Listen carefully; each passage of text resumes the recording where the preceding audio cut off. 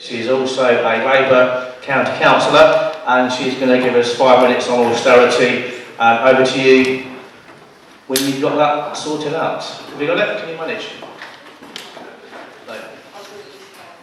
Just flip the switch.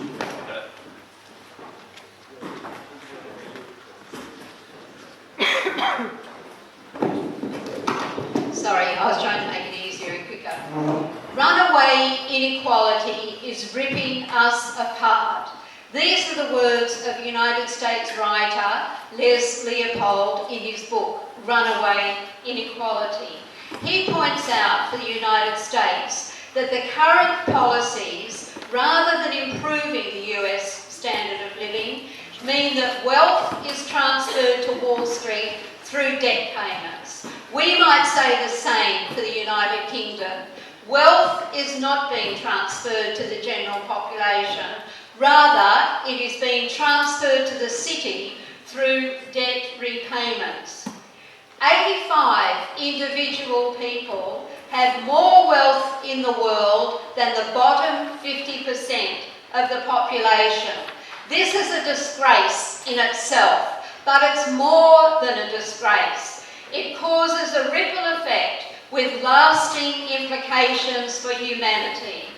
Les Leopold's Runaway Inequality examines how income and wealth inequality affect critical issues negatively, like war, climate change and human rights, and truncate, limit or even eliminate options for building a fair and just society.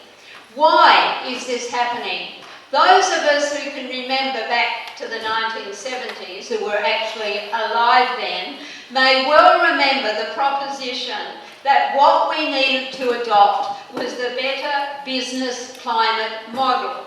In other words, neoliberalism or trickle-down economics. This meant that we had to apply economic policies that deregulated the economy, provided tax cuts to the wealthy and cutbacks in government social services so that more people would be projected into a position where they were hungry for work.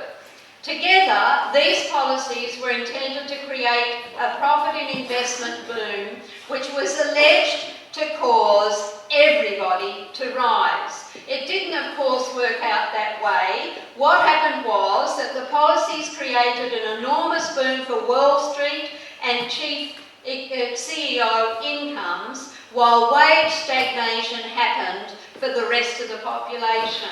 And this idea of trickle-down economics was a lie. It was not trickle-down economics that was happening, and it's not happening now. The wealthy simply got more wealthy. What happened was that there were nozzles of vacuum cleaners in the pockets of the poor, taking the poor money up to the wealthy, up to the rich, to make them more wealthy, and their greed was being not simply sated, it was being increased. And if we look at this situation, it's because economics has become a practice and a policy and a philosophy which ignores human beings. When Harriet Martineau introduced economics as a discipline in 1834 in her books, Illustrations of Political Economy, Illustrations of Taxation, Poor Laws and Paupers, she put human beings at the heart of the economy and projected the idea that humanity was central to the philosophy and practice of economics. But human beings are no longer there in economics. It's simply statistics and propositions that ignore the fact that there's no point to economics unless human beings are taken into account and in fact are central. But what we need to do now in the Labor Party is to stop talking about austerity measures. There are no austerity measures being applied in this country. Austerity measures were applied by the Attlee government at the end of the Second World War, and what austerity meant then was that we would all be in it together because there were reductions in goods available, there was sometimes no goods available, and therefore we all had to endure the fact that we would give up extra butter, that we would give up extra eggs. But that was not the only thing that happened. What the Clement Attlee government did was, in the context of austerity measures, have house building programs, employment creation programs, and so on. He saw that what you needed to do was get the economy going. There is nothing like that under the measures that are being imposed by the current Tory government, and measures for which the Liberal Democrats must take responsibility too. What is happening now was actually begun under the coalition government, and when the Liberal Democrats try to distance themselves from what's happening, they are engaging in the usual practice of obfuscation, pretense, and bluntly lies. They are at the centre of the problem too. And what we need to do is to reject this idea that is being imposed. I'm a member of the County Council of Cambridgeshire, and we sit in committee meetings debating which bits of the policy programs that are in place there that are needed will have to be dumped.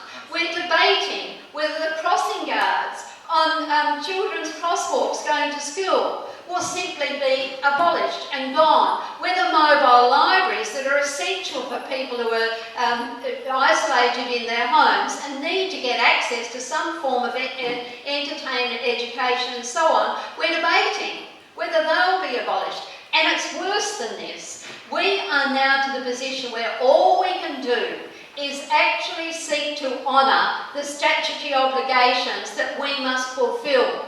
But as I've said, it's worse than that.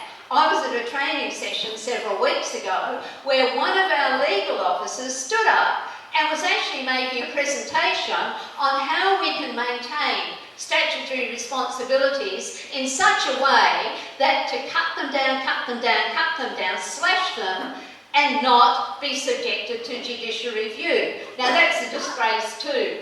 And it is intolerable to sit on committees and to have to actually confront this issue. So I say to you, it's not austerity that's taking place. One of the things that they say at the County Council of Cambridgeshire, the staff, the officers and these committees have been saying what it is efficiency savings. Now, when you cut a budget by 40%, it's not efficiency savings. Okay, we can all be more efficient. Every single one of us in this room, every single human being out there can be more efficient.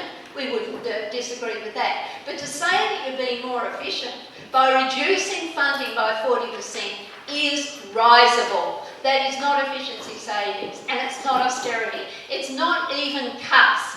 What it is slashing, but it's not even slashing. What it is gashing, but it's not even gashing.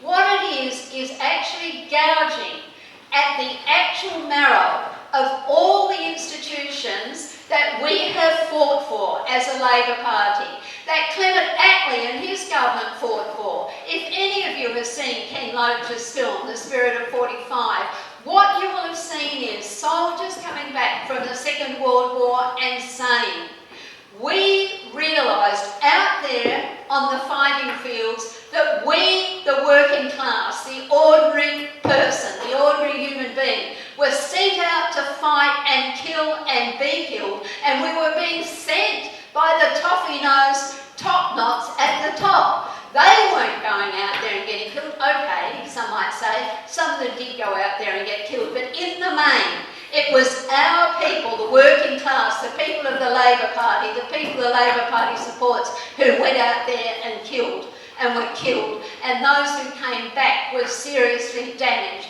But they rose above the damage and they demanded a Labor government. And that's what they got. And we got the Clement Attlee government that created the welfare state. And that is what is being destroyed. So I say stop talking about austerity. Start talking about the reality of what's happening in this country and the damage that the Tory government and the coalition government of the Tories and the Liberal Democrats before them have created in this country. We need a Labor government. We will get a Labor government, but the only way we'll get a Labor government is by talking about the reality. Not austerity, not cuts, not slashing, not gashing, but gouging at those very institutions that this great Labor Party created and that we need to maintain. And we will maintain those in 2020 by winning government under Jeremy Corbyn. Thank you.